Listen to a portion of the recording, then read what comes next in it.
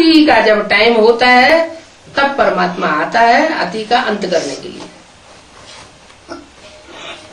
अभी परमात्मा बाप तो आता है, लेकिन आते ही क्या प्रत्यक्ष हो जाएगा? आत्मा गर्भ में आती है तो क्या आते ही प्रत्यक्ष हो जाती है? नहीं, पहले 9 महीने गर्भ में पकती है, बाद में बच्चा बन के पैदा होता है। बच्चा भी बचपन में तो कुछ कर नहीं सकता, बच्चा भी जब बड़ा होता है तब कुछ करता है। तो ऐसे ही भगवान का भी पार्ट है, पहले गुप्त रहता है संसार में और लास्ट में विकराल रूप धारण करके विराट रूप धारण कर लेता है। अर्जुन को क्या साक्षात्कार कराया? विराट रूप का साक्षात्कार कराया। क्यों जरूरत पड़ गई अर्जुन को विराट रूप का साक्षात्कार कराने की? है? अर्जुन तो जानता था, पांडवों की लिस्ट में था ना, जानता था, मानता था, उनकी बताए हुए रास्ते पे चलता था, फिर इतना विकराल रूप बड़ा विराट रूप दिखाने की क्या जरूरत पड़ गई? तो बताना था ना विराट रूप का। तो क्या जानता नहीं था विराट रूप को?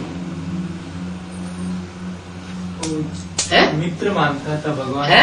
मित्र के रूप में मानता था भगवान रूप में मानता था, इसलिए भगवान के रूप में मैंने गुरु के रूप में नहीं मानता था, भगवान सदगुरु के रूप में नहीं मानता था ना, मित्र समझता था। एक मित्र का रूप होता है, एक होता है सदगुरु का रूप।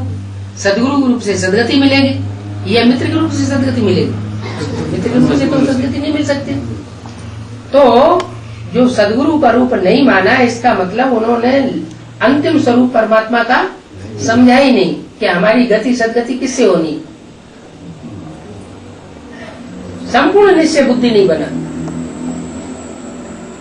इसलिए फिर निश्चय बुद्धि बनाना पड़ता है। माने परमात्मा जिस तन में प्रवेश होता है उसके द्वारा भी गुप्त पार्ट बजाता है। अभी ब्राह्मणों की दुनिया में इतना समय हो गया, लंबा समय पढ़ाई पढ़ते पढ़ते, बेसिक नॉलेज पढ़ते समय 33 साल हो गए और एडवांस नॉलेज पढ़ते पढ़ते 33 साल पूरे हो गए। ये 66, 67, 68 साल पूरे होने जा रहे हैं, अभी तक भी निश्चय अनिश्चय का चक्र क्यों चल रहा है बुद्धि में? है साधारण समझते हैं, क्योंकि साधारण रूप समझते हैं, इसलिए साधारण जो है वो बुद्धि में टिकता नहीं है। इसलिए अमृतवाणी में बोला हुआ है आगे चलकर के ये साधारण रूप गुप्त हो जाएगा।